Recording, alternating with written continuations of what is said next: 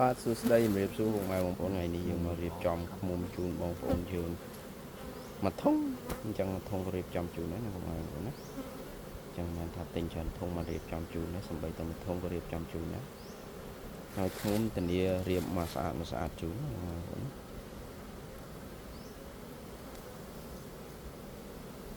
ល្អដែរ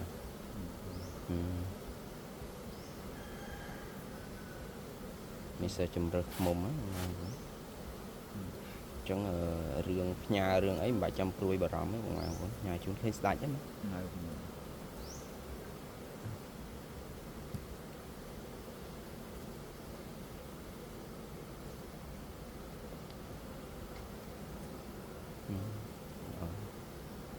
្អមែនតើបងណា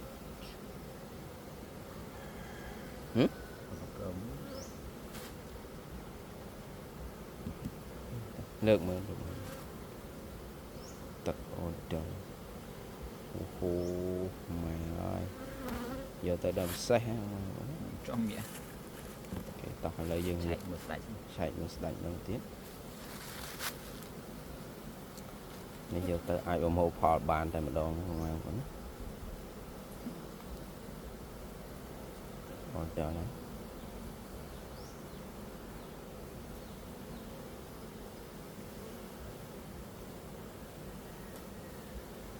មួយធុងនេះលើកម្នាក់ឯងអត់ចង់រួចទេបងប្អូនចូល40គីឡូបាត់ហើយហ្នឹងលើកចេះរួចទេបងប្អូនប៉ុន្តែអាចឆ្លោះចកេះទឹកល្អយកអត់ទាន់បានប្រមូលផលទេអញ្ចឹងត្រូវការពូជឃ្មុំអីអាចតំណដែរខ្ញុំអត់ទាន់ប្រមូលផលប្រហែលជាចូល50ធុងបងប្អូនអត់ទាន់ប្រមូលផលអញ្ចឹងឃ្មុំយើង50ធុងមិនមែនល្អទាំងអស់ទេ50ធុងអាចលក់អន់ផុតក៏បាន40ធុងដែរបងប្អូនត្រូវការពូជឃ្មុំឯងអាចតំណមកតម្លៃសមរម្យតម្លៃយ៉ាងទាបដែរខែនេះយើងប្រមូលផលពីចការកោហើយមិនសារប៉ុន្តែពួកប្រភេទឃ្មុំនេះភាគច្រើនខ្ញុំអត់ប្រមូលផលទេខ្ញុំឡើងស៊ឺពើខ្ញុំឡើង2ជាន់អញ្ចឹងខ្ញុំអត់ប្រមូលផលទេអញ្ចឹងឃ្មុំនៅល្អទឹកឡើងពេញហ្នឹងបងប្អូនឃើញកូនឃើញអីនៅល្អអញ្ចឹងល្អអញ្ចឹងរកស្ដាច់អត់ទាន់ឃើញទេអញ្ចឹងរកស្ដាច់តើឃើញមិនដាក់ជូនបងប្អូននៅកូននោះអូនរកស្ដាច់តើឃើញជូនចឹងមានស្ដាច់មានកម្មកមានទឹកអីមកផ្លែទៅបងប្អូនណាចឹងពុកម៉ែបងប្អូនបាច់បារម្ភបាច់ភ័យថាយកទៅមកឃ្មុំមកធុងអត់មានស្ដាច់ចេះលក់ឲ្យដែរអត់ទេរកតើឃើញ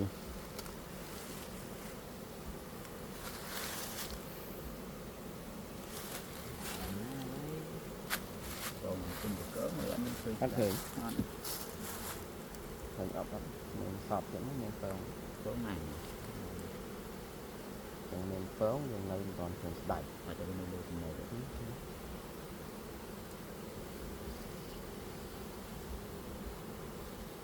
ទឹកល្អហួសហ្នឹងបងទឹកល្អហួស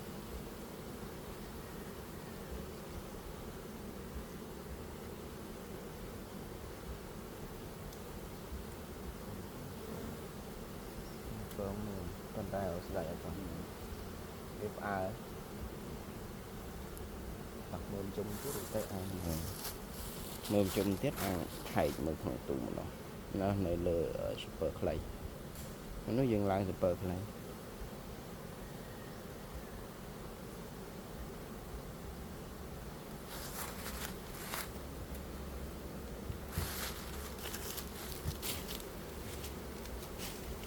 ចាំយើងមានទឹក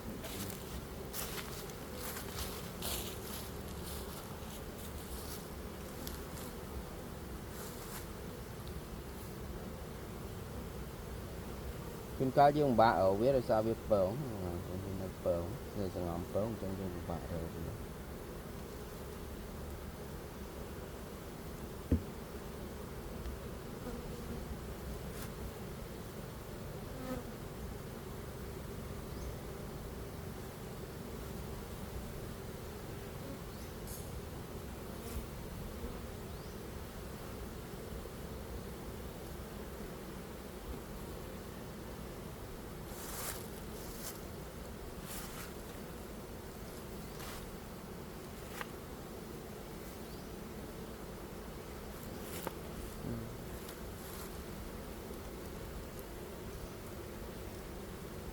បងកូនច្រើន